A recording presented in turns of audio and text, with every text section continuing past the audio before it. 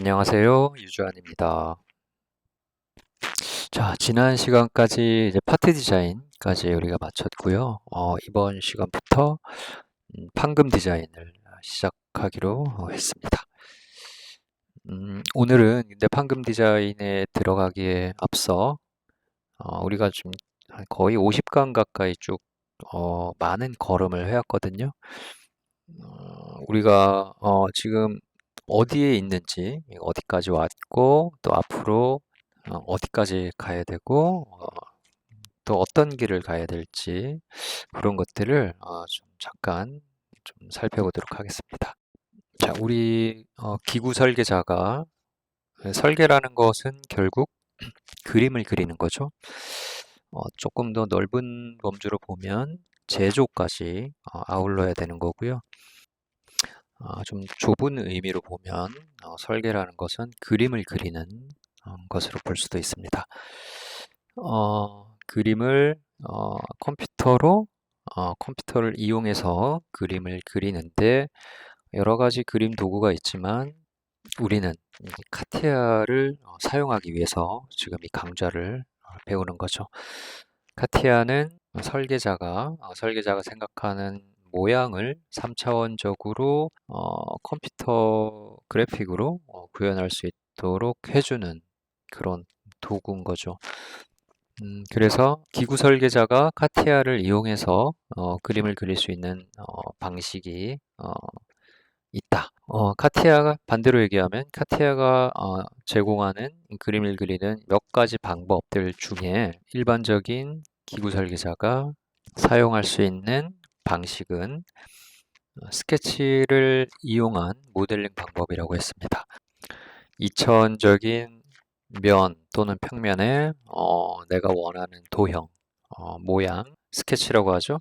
스케치를 그려서 그것을 이용해서 3차원적인 형상을 만들어내는 거죠. 그리고 만들어진 3차원적인 형상에 또 다른 형체들을 부여를 해서 점점점 내가 원하는 형태로 만들어가는 그런 모델링 방법을 쓴다고 했습니다.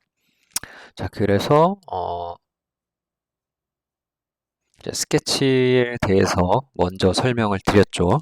스케치를 그리는 방법에 대해서 우리가 배워봤고요. 이 스케치를 이용해서 3차원적인 형상을 그릴 수가 있는데 우리가 그림을 그릴 때는 먼저 공법에 대해서 생각을 해야 된다고 했죠. 그래서 밀링이나 이제 선반을 이용해서 만드는 부품을 내가 그리고 싶다. 그러면 파트 디자인을 이용한다고 했습니다. 그래서 여기까지 지금 배운 거죠. 스케치를 배우고 파트 디자인 그리는 방법까지 우리가 배운 거죠. 자, 그런데 우리가 보편적으로 사용할 수 있는 공법은 밀링 선반 말고 하나가 더 있죠. 이제 판금입니다. 판금. 뭐 절곡이라고도 하죠. 판금의 한 종류가 이제 절곡이죠. 둘 다 그냥 혼용해서 쓰겠습니다.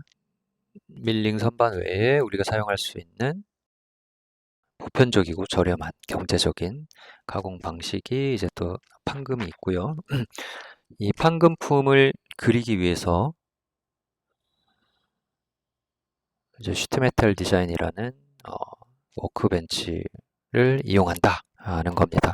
그래서 자, 여기 스케치 그리는 방법 그리고 파트 디자인으로 가공품을 그리는 방법까지 배웠고 이제 앞으로 배울 거는 이제 판금품을 그리기에 특화된 워크벤치인 이제 시트메탈 디자인 이 놈에 대해서 우리가 배울 계획이고요.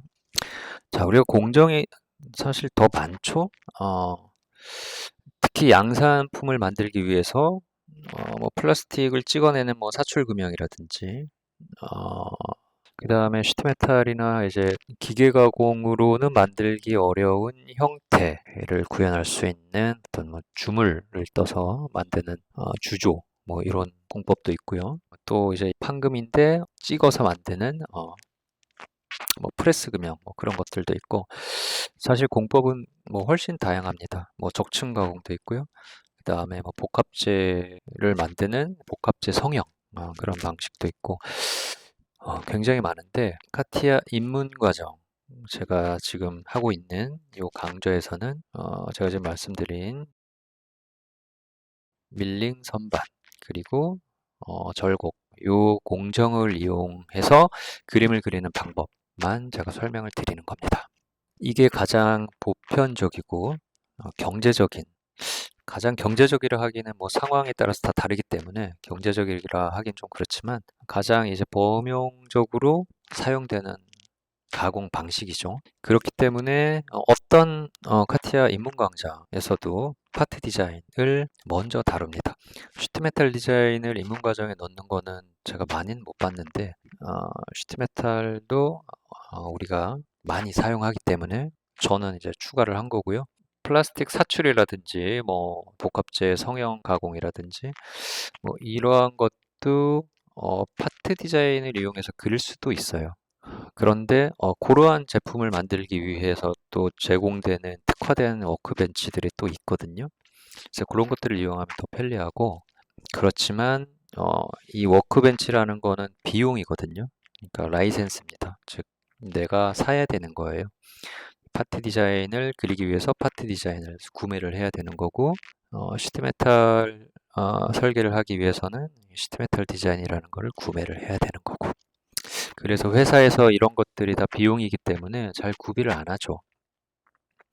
그래서 판금품을 그리는데 이 시트메탈 디자인이 없을 수도 있어요.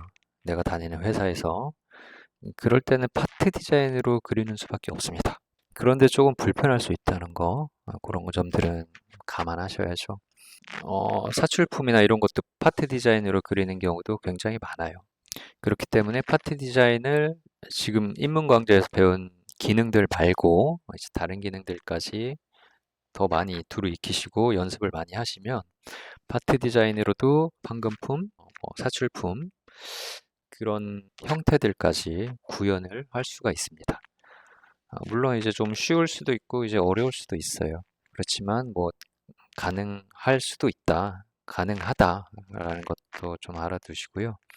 어쨌거나 저는 지금 사출품을 포함해서 제가 설명드리지는 않을 거고 그러진 않았고, 밀링 선반품 그리고 판금품 이렇게만 한정해서 제가 그 기반으로 제가 설명을 계속 드리고 있습니다. 자, 그래서 앞으로 이제 할 게 이제 지금 시트메탈 디자인에 대해서 배울 거고요. 이렇게 우리가 단품을 만들면 이걸 가지고 이제 조립을 하죠.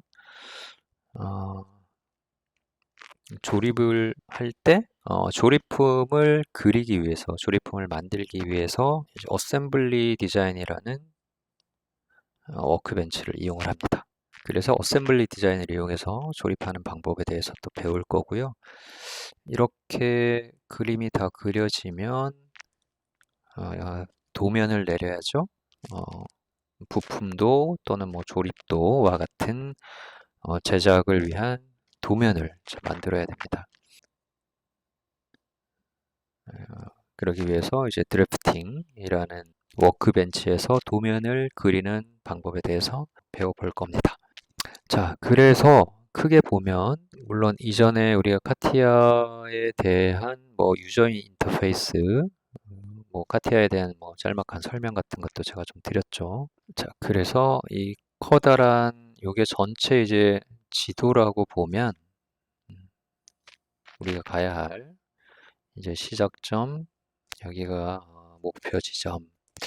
그러면은 지금 자, 여기까지 온 거죠, 우리가. 그리고 이제 다음 시간부터 자, 시트메탈 디자인부터 해서 드래프팅까지 자, 요만큼의 거리가 남아 있습니다. 이제 앞으로 가야 할 길이에요. 그래서 제가 첫 시간에 이 강좌가 한 60강 내외 정도 예상된다 했는데 지금 벌써 한 50강 가까이 왔어요. 아마 적어도 이 주제마다 적어도 한 10강 이상은 나올 거예요. 그렇게 보면 뭐 한 80강 가까이 또는 뭐 더 될 수도 있을 것 같습니다.